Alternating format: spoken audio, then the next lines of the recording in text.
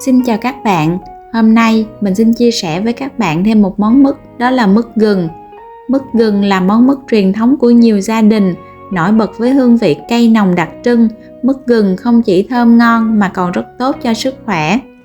Miếng mứt gừng vàng đẹp phủ đều lớp đường trắng kết tinh, nhâm nhi cùng với ly trà sẽ giúp cho ngày Tết thêm ấm cúng hơn. Cách làm mứt gừng rất đơn giản, khi mình làm tại nhà sẽ giúp an tâm hơn về chất lượng. Vậy cách làm mứt gừng như thế nào? Thì nào, mời các bạn hãy cùng mình vào bếp để cùng nhau khám phá món mứt gừng này nhé. Để làm mứt gừng, mình có chuẩn bị các nguyên liệu sau. Mình có 600g gừng. Khi mua gừng thì mình không nên chọn gừng non quá hoặc là già quá. Gừng mà quá non sẽ làm cho mứt không có độ săn, còn gừng già có nhiều xơ và có vị cay nồng làm cho món mứt không có được ngon. Ngoài ra mình cũng nên ưu tiên chọn những củ gừng to để dễ cắt lát mỏng, giúp cho mứt gừng trông được đẹp mắt hơn. Với 600g gừng thì mình chuẩn bị 300g đường cát với tỷ lệ 2:1, 2 phần gừng là 1 phần đường. Gừng này mình cân lúc chưa có gọt vỏ luôn nha mấy bạn. Mình có chuẩn bị thêm 3 trái chanh. Khi gọt gừng mà các bạn ngâm vào nước chanh sẽ giúp cho gừng được trắng hơn. Cuối cùng mình chuẩn bị thêm một ít muối. Muối cũng giúp cho gừng được trắng hơn, không có bị thâm đen. Để cạo vỏ gừng được dễ hơn, đầu tiên mình cho gừng vào thau. Rồi mình cho nước vào để cho gừng được ngập trong nước. Mình để ngâm khoảng 30 phút, đến lúc mình cạo thì vỏ gừng tróc ra rất là dễ. Khi cạo vỏ gừng, mình chuẩn bị một thau nước, cho vào nửa muỗng canh muối. Rồi mình nặn vào nửa trái chanh. Nếu mình không ngâm vào thau nước chanh muối thì gừng rất dễ bị thâm đen. Mình lựa dao mà ít bén thì cạo vỏ gừng sẽ dễ hơn, hoặc là các bạn có thể dùng muỗng mình cạo cũng được. Gừng thì mình chỉ nên cạo vỏ chứ đừng có gọt. Nếu mình gọt thì sẽ mất cái phần thịt gừng đi rất là nhiều. Cạo vỏ gừng tay mình thấm nước thì rất là dễ bị cay tay. Nếu mà bạn nào không quen thì các bạn có thể đeo bao tay vào nha. Sau khi cạo vỏ xong rồi, mình cho ngay vào thau nước chanh muối để ngâm và tiếp tục cạo cho hết phần gừng còn lại. Khi đã cạo hết vỏ gừng rồi, mình tiếp tục chuẩn bị một cái thau nước mới và cho vào nửa muỗng canh muối. Rồi mình cũng nặn vào đây nửa trái chanh. Để cắt gừng được dễ hơn thì mình nên lựa một con dao bén. Mình cắt trước 1-2 lát đầu tiên. Sau đó mình úp cái phần mặt cắt xuống.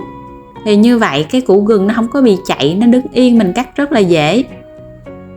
Mình cắt gừng thành những cái lát mỏng vừa. Không có mỏng quá nhưng mà cũng đừng có dày quá nha các bạn. Mình cắt gừng thành những cái lát mỏng như thế này là được rồi nè các bạn. Nếu mà các bạn cắt gừng dày quá thì gừng sẽ không ngấm đủ đường. Hoặc là nếu các bạn cắt mỏng quá thì khi mà mình xên mứt á, miếng gừng của mình nó bị nát, nó bị bể. Gừng sau khi được cắt lát xong mình cho ngay vào thau nước chanh muối. Và khi mình cắt hết gừng rồi mình để đó mình ngâm khoảng 1 tiếng để giảm bớt cái vị cay và nồng của gừng. Tiếp đến mình cho gừng vào thau và rửa qua với nước lạnh khoảng 2-3 lần. Mình rửa như vậy để loại bỏ bớt cái vị cay của gừng. Rồi mình bắt lên bếp một nồi nước và chờ cho nồi nước này sôi bừng lên. Cho gừng vào và luộc trong khoảng 15 phút. Luộc như vậy sẽ giúp cho gừng được dẻo và trong hơn. Luộc được khoảng 15 phút, mình vớt gừng ra và rửa qua với nước lạnh. Rồi mình lại chuẩn bị một nồi nước mới để luộc gừng lần thứ hai. Nước gừng sôi mình vắt vào nồi nước luộc một trái chanh. Luộc lần 2 với nước chanh sẽ giúp cho gừng được trắng hơn. Nước sôi bừng lên mình sẽ cho gừng vào luộc. Lần này mình cũng tiếp tục mình luộc trong khoảng 15 phút. Mình luộc 2 lần sẽ giúp giảm bớt đi cái vị cay và nồng của gừng. Nếu bạn nào thích ăn mứt gừng mà vẫn giữ nguyên vẹn cái vị cay nồng thì các bạn có thể bỏ qua luộc lần 1, các bạn chỉ luộc lần 2 thôi. Sau 15 phút mình chắc cái phần gừng này ra rổ và rửa qua lại với nước lạnh. Mình rửa khoảng 2-3 lần. Tùy vào các bạn thích gừng cay ít hay cay nhiều mà mình có thể rửa nước lạnh nhiều hay là ít. Mình rửa qua với nước lạnh giúp loại bỏ cái chất chua của chanh thì khi sên đường sẽ dễ bong lên. Sau khi rửa gừng qua với nước lạnh, mình để cho nước nhiễu bớt, rồi cho gừng ra một cái xề. Mình trải đều ra cho gừng được ráo nước. Tiếp đến mình đi ướp gừng, cho hết phần gừng đã luộc này vào thau. Mình cho 300g đường cát trắng vào, 1/2 muỗng cà phê muối. Dùng đũa trộn đều cái phần đường và gừng này lại với nhau. Sau khi đã trộn đều, mình dùng màng bọc thực phẩm bọc kín lại và ướp trong khoảng 4 tiếng để cho đường tan ra hết và gừng được thấm nước đường. Nếu như các bạn không có thời gian thì có thể làm vào buổi tối và mình để ướp gừng qua đêm. Thường là mình hay ướp qua đêm để cho gừng hoàn toàn thấm nước đường rồi mới đem đi sên. Khi sên mứt thì mình nên chọn một cái chảo rộng và có đáy dày thì sên sẽ được dễ hơn và không có bị khét. Mình cho hết các phần gừng và nước đường này vào chảo. Dùng đũa trải đều gừng thành một cái lớp mỏng cho gừng được dễ dàng thấm nước đường. Lúc đầu mình để lửa lớn cho nước đường nhanh sôi. Nước đường đã sôi rồi mình hạ lửa nhỏ vừa cho nước đường sôi riu riu. Như vậy thì mới có đủ thời gian để bốc hơi nước, giúp cho mứt gừng được khô ráo, không có bị chảy nước. Trong lúc sên thì mình thường xuyên đảo gừng để cho gừng được thấm đều nước đường. Khi đảo thì mình cũng đảo nhẹ nhàng, hoặc có thể dùng đũa để trở bề của những miếng gừng, giúp cho miếng gừng được nguyên vẹn. Muốn cho mứt gừng được ngon thì mình phải kiên nhẫn để lửa nhỏ cho nước đường cạn từ từ. Mình sên mứt gừng này khoảng 1 tiếng thì nước đường mới cạn á. Sên đến khi nào mà mình thấy nước đường cạn hết, dưới đáy chảo nó sủi những cái bọt như thế này, lúc này mình sẽ vặn lửa về mức thấp nhất. Mình dùng một cái sạn đảo liên tục và đều tay. Lúc này gừng dẻo lại, mình đảo có cảm giác hơi nặng tay. Đảo đến khi nào mà thấy có một cái lớp đường trắng kết tinh bám xung quanh đáy chảo, như vậy là đã sắp được rồi đó.